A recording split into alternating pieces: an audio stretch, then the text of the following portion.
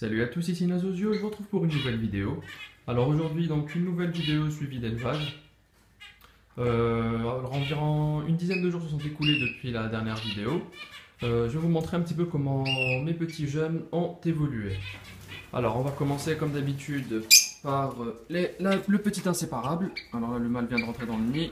On va le faire sortir. Voilà la tête de la femelle. Hop, le mâle qui vient de sortir. Et voilà le petit inséparable.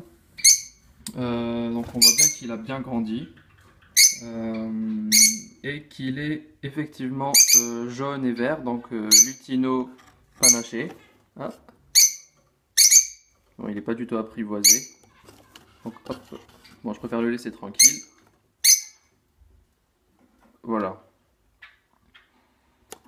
Et voilà les parents. Donc lui il grandit bien, il n'y a pas de problème. Il est bien nourri et tout se passe bien avec lui. Ensuite, alors on passe ici au... Non, je passe d'abord ici donc dans le nid des MDJ. Donc si vous vous rappelez bien, il y avait 3 petits longs queues et 4 petits MDJ et ils ont très bien grandi. Hop, on va les voir. Voilà, bon là on les voit pas très bien parce qu'ils sont quand même super nombreux dans ce nid.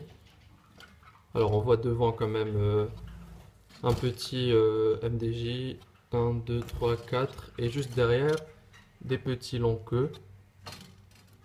Voilà, il y en a un là, il y en a un ici. Voilà, on les voit pas très bien mais c'est pas grave, je vais vous les montrer un peu mieux dans le nid des longs queues parce qu'ils sont moins nombreux. Et donc tout à l'heure j'ai remarqué que un des petits longs queues était sorti du nid dans cette cage là. Donc c'est pour ça que je voulais vous le filmer, mais maintenant que j'ai pris la caméra, donc il est rentré dans son nid. Mais je vais vous le montrer quand même de l'intérieur. Hop. Voilà. Alors là on voit deux petits longs queues. Alors celui-ci et celui-là. On voit un petit moineau du Japon ici qui est plus petit et un peu moins emplumé. Et surtout on voit un quatrième oiseau, un petit moineau juste là, qui lui n'est pas du tout emplumé. Hop. Alors voilà, ça c'est le risque.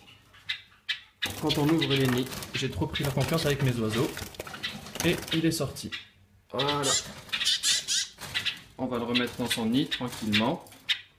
Alors là c'est un peu compliqué avec une seule main. Enfin, on va le remettre dans la cage plutôt. Voilà. Bon là il est un peu affolé. Alors ça fait partie des risques du métier quand on ouvre les nids comme je le fais. Mais voilà, mais c'est pas un problème parce qu'il était déjà sorti du nid ce matin. Donc il va y retourner sans difficulté. Voilà. Mais du coup c'est l'occasion de vous le montrer un peu mieux. On dirait vraiment des petits diamants bavettes. Donc diamants à bavettes à courte queue quand ils sont jeunes. Et puis plus tard ils deviendront comme leurs parents avec le bec rouge et la queue plus longue. Voilà. Donc je vous disais dans le nid, je vais faire plus attention. Donc, je vous disais dans le nid, ce petit moineau du Japon qui est juste là, eh bien malgré un retard énormissime par rapport donc surtout au long queue et à l'autre petit moineau, bah, il a survécu, il est toujours nourri et voilà, il est toujours vivant. Alors que son petit frère lui est malheureusement mort parce qu'ils étaient deux à la base qui étaient vraiment très en retard. Et voilà, là je les laisse faire et ça se passe pour l'instant très bien. Bah voilà, pour l'instant il est vivant, il commence à avoir ses plumes, des plumes blanches sur les ailes, il sera certainement panaché, comme son père. Et voilà, et ça se passe, et voilà, c'est une assez bonne surprise, on va dire que les longs queues réussissent à nourrir les petits moineaux du Japon.